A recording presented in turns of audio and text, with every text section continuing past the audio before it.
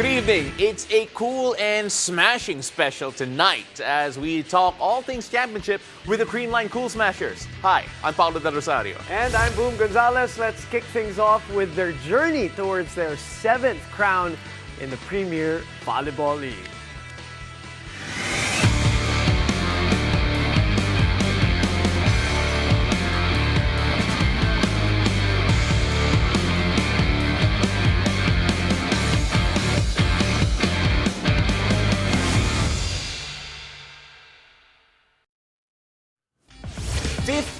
Games, 0 losses. Now, we have now reached our freezing point. The Creamline Cool Smashers have been crowned the champions of the PVL Second All-Filipino Conference. Now, here with us to talk about their incredible run are Best Middle Blocker, Pangs Panaga, Second Best Outside Spiker, Gemma Galanza, and Team Captain, the Clutch Queen, Eliza Valdez. Ladies, welcome to the game. Congratulations, first and foremost. Bawal ang bulungan, ha? Naka-mic kayo. Alright? Reminder lang. Eliza, I want to start with you because the journey of this team, it came from, let's go back all the way back to the previous conference, coming from a loss. Yes. And all of a sudden, nag-sweep kayo this conference. Did you ever expect that something like this would happen this time around? Well, we really never thought starting the season without other key players. We were like, ang mindset talaga namin, one game at a time. As in, yung iniisip namin, wag kaming susuko one game at a time. Hindi namin alam kung sino yung next naming kalaban. We're just really focusing each and every training kung sino yung mga kalaban namin on the next day, the following day. And I think it actually worked.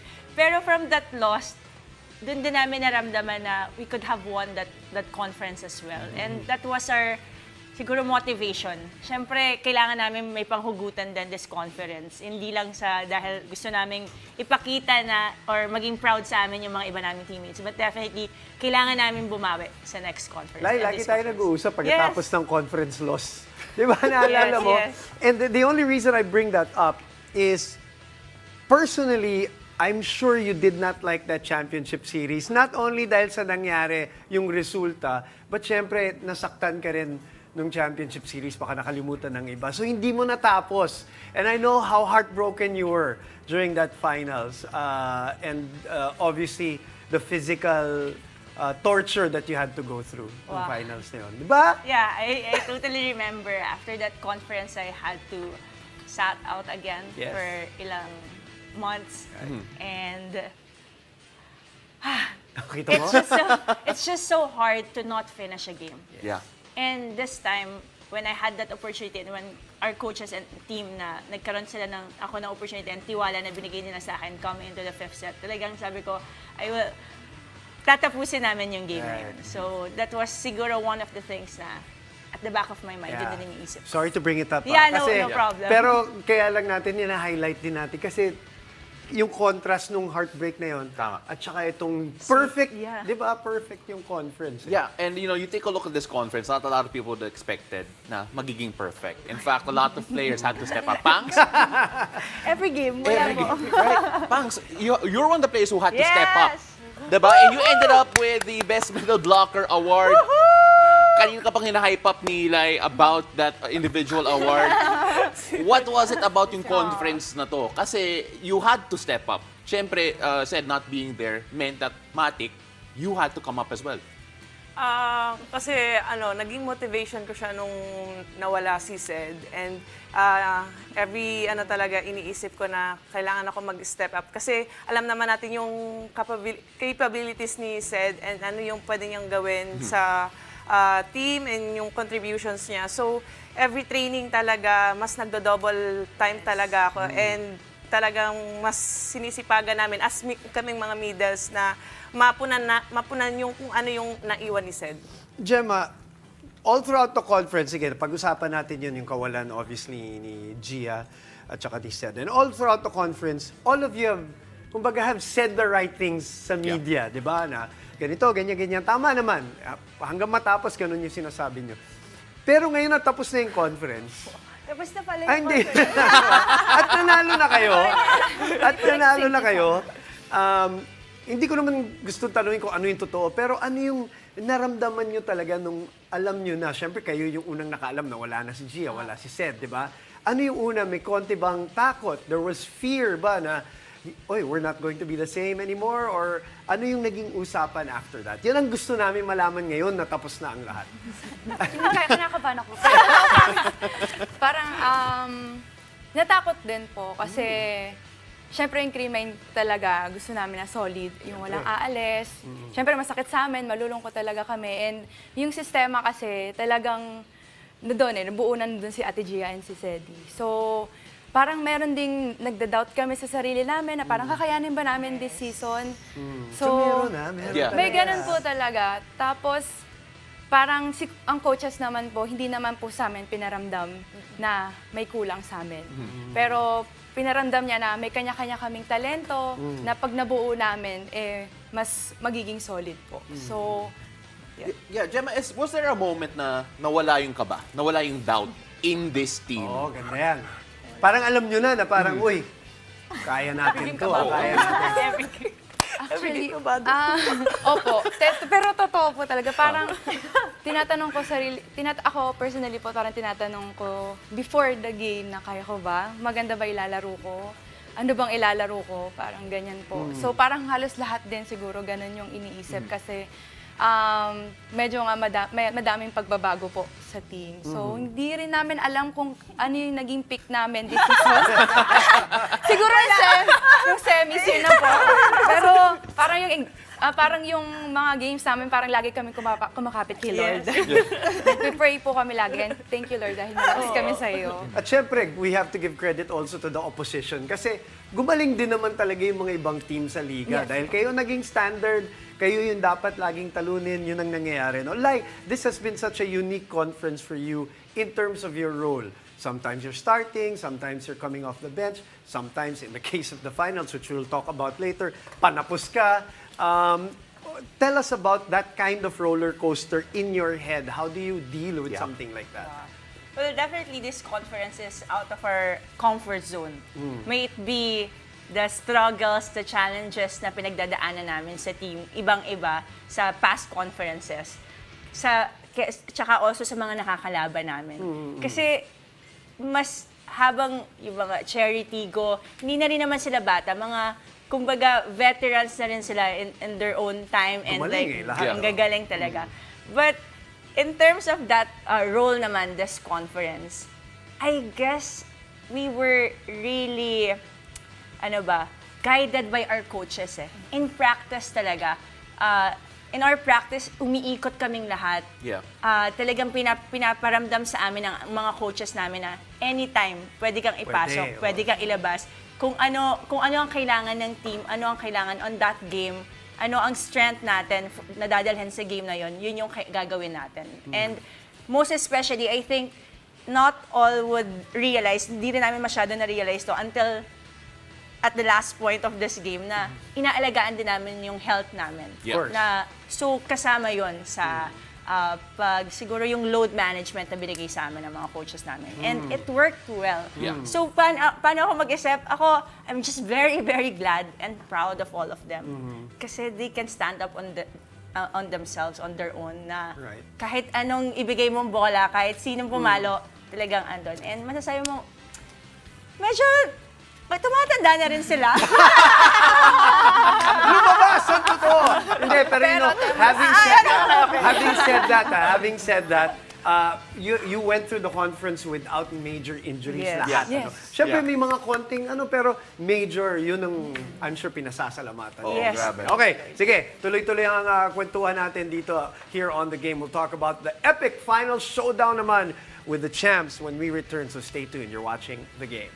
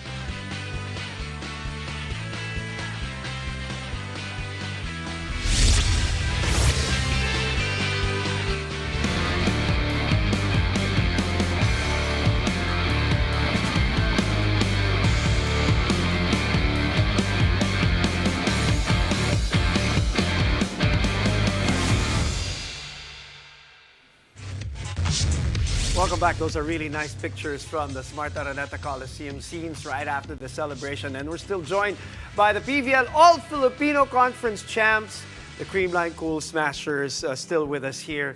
Pag-usapan natin yung finals. Teka, ngayon na-realize natin na yung first game nyo, na inabot tayo ng hanggang alas 11, the first game ng PVL All-Filipino. Tapos yung last game, ganun din.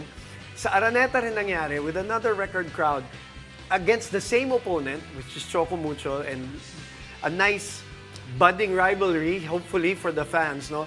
Tell us about yung pre-game. What did you feel going into the game, yung pageantry, yung lights out na naranasan natin during the Invitational? Nagsimula na siya ng ganun. Pero ito, obviously, with more than 25,000 fans. Gemma, meron ba kayong naramdaman na something special was going to happen dahil doon sa crowd and syempre nasa Araneta tayo?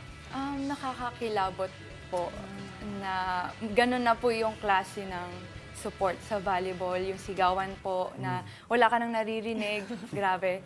And nakakakaba din kasi kailangan mo talagang mabigay yung best mo tsaka mapasaya yung mga taong nanonood. Lalo na kasi yung starting 6, Yeah. may sariling Yes, okay. intro Kaya tinawag kayo, kaya mas all the attention was on you. Alam ko sanay na kayo doon, pero di ba, medyo mabigat yun. True, pero how did it feel to score sa venue na ganun? Kasi syempre, 24,000 people, every movement, every action on the court, may hiyaw, may sigaw. Ano yung feeling every time you scored?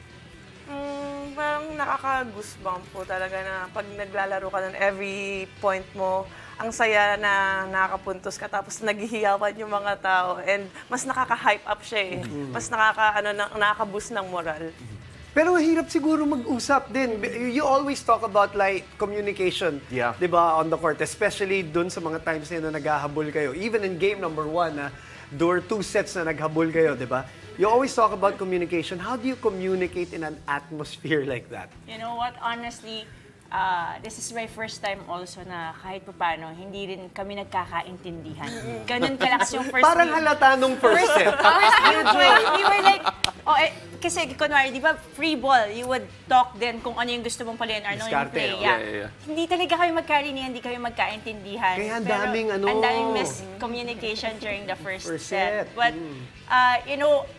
in the long run kasi mag-zone out ka na, ang maririnig mo na lang, parang it's so quiet na kayo na lang magkakariningan. And during I entered during the 5th set and that's what happened to me naman, na wala ka nang narinig. Pero I'd say, incredible crowd talaga. Hindi tayo iniwan. The energy from Hindi talaga. 6 Oo. p.m. to 11 p.m. was there. And At kahit nung battle for bronze, to credit to that Yes. crowd, maingay din because sila. I guess both games are Very very, good, the high Exciting. quality volleyball Yeah, super. is there. Kaya naman, hindi mo rin talaga bibitawan. And the fans were hopefully enjoyed that series talaga, that conference.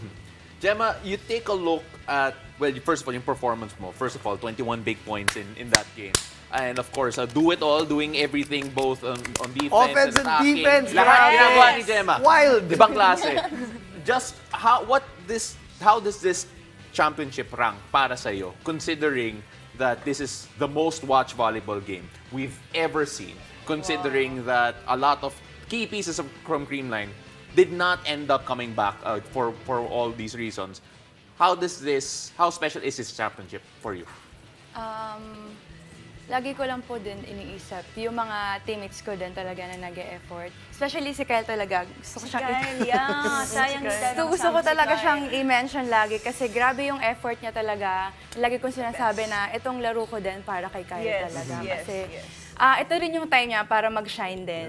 And napakita niya rin talaga. So, hindi lang siya si Lori, Oh, Lori, Yeah, si Mafes, si Pons, Pons, obviously. everyone. Parang, Rosemary. yes, parang ito yung time na hindi ka pwedeng mag-relax or yung parang, ay, okay lang to kasi, okay lang kasi nananalo naman, pero nakikita ko kasi yung effort ng teammates ko Yeah. na parang ayokong sayangin. So, sobrang special siya talaga. Kasi lahat din talaga nakakalaro. Right.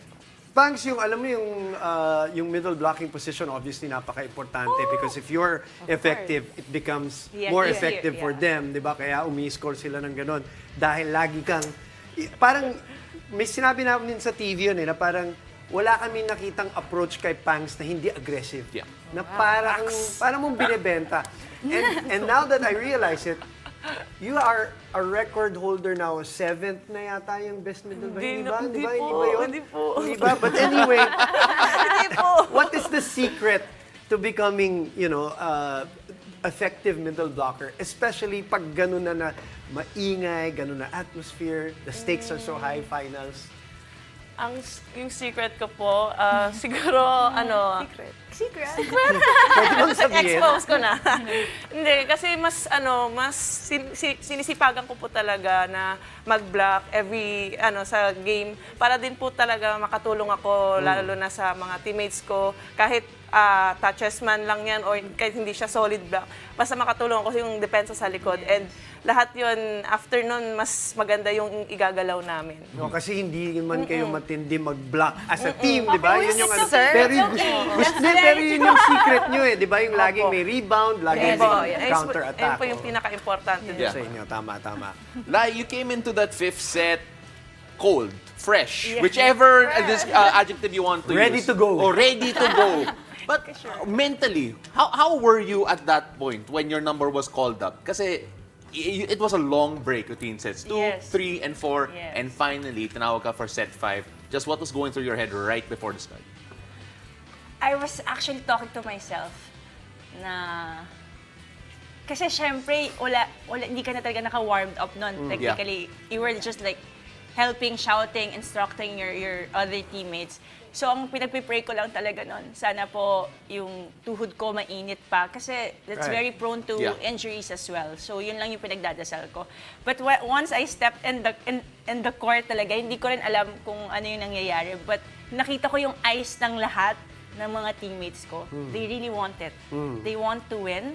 So my mindset was, sige, let's do it. Yun lang talaga. Pag nakita mo talaga sila, parang all fired up eh. So madadala ka rin talaga nun. And I think it's all heart talaga during that fifth set for everyone. 5 points Yeah. came from Eliza Valdez Including in that the final two. fifth set. Yeah, including the final two. Clutch queen as sabi ko nga, hail to the queen at the end. Gemma, I said this also on the air. I don't think Creamline used the bench as much as you did Yes. this conference, Yeah. including your sister. Yeah. That must be special. Tell us about that. Pwede umiyak. Hindi, alam ko. Thank you, Ma'am Betty. Well, totoo naman din. Thank you din kasi sinave niyo rin kami. Kasi the siya rin defense, naman no? yung For defense. defense. Siya din naman din yung nag-fill in kay Ate Gia nung nawala siya. So, and nandun siya to support Kyle. Correct. Kasi mahirap yung trabaho ni Kyle lang siya lang mag-isa. So, nagpapasalamat ako sa kanya na nailabas niya din yung laro niya ulit. Dahil matagal siya nawala. Yes po. Parang So, hindi naman halata. Parang hindi halata. Yun nga sabi namin eh. and nakita ko din kung gaano siya ka-happy.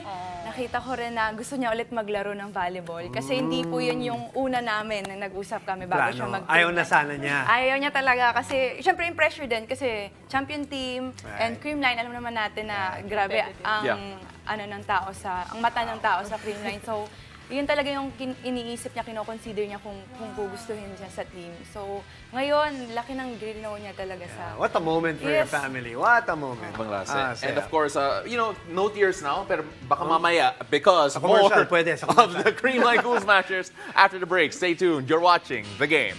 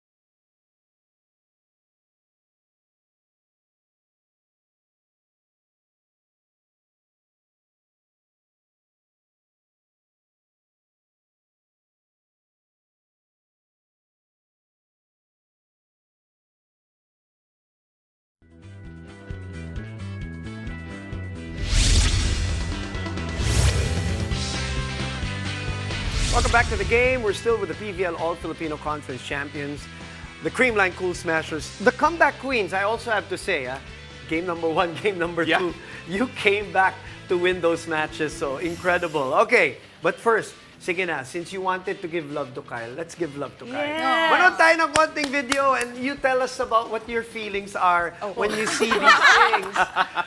Thanks, Gemma, Eliza, bahala na kayo. Tell us what you think. Sobrang good vibes niya talaga sa court, promise. I think not everyone knows na Kyle is funny. Right?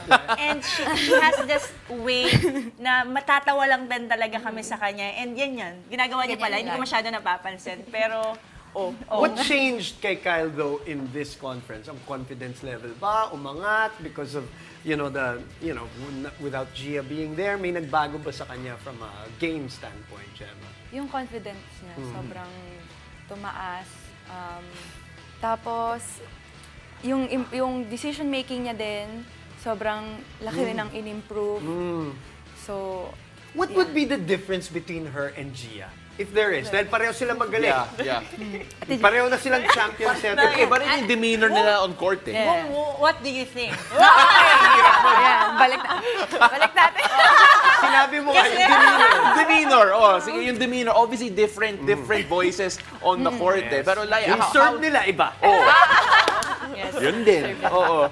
I agree, but I've been with Kyle naman, the national team and Creamline, Gia and Ateneo and Creamline.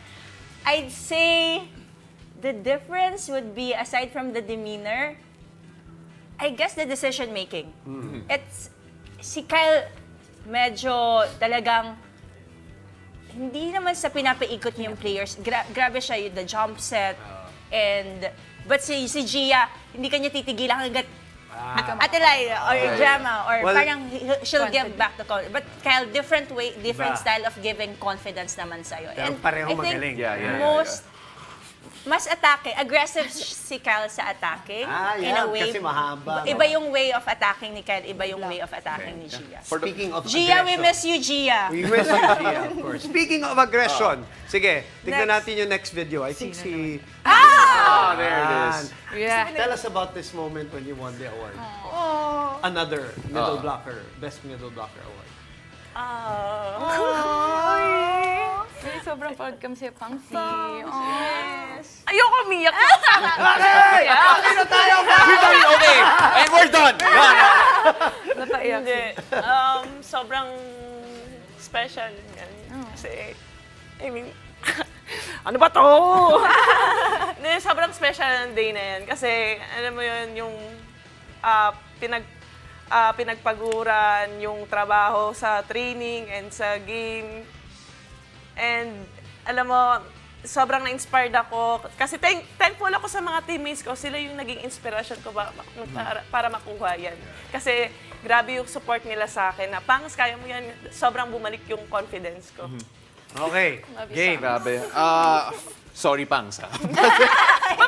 But then, of course, now we're gonna go show something here for Gemma. Yeah, and Kasi, related to what we talked about yeah, ito what we earlier. talked about. Uy!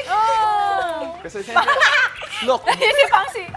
moments like this don't happen. Pangs, Nasa sorry. group kasi namin yung picture na yan because of Pangs. Picture ko na yun, bakit naman ganyan? Ano ba? Pero, tama, Gemma, moments like this never really happen. You never really share championship moments with family. So, how did this feel for you? At ano sinasabi sa family Sa family group chat ninyo, hindi na sa Creamline.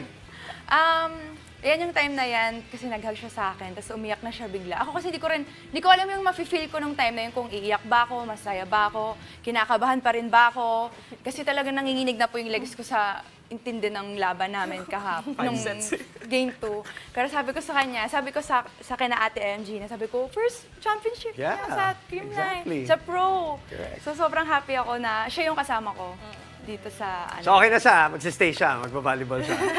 sana. There you go. There you have it.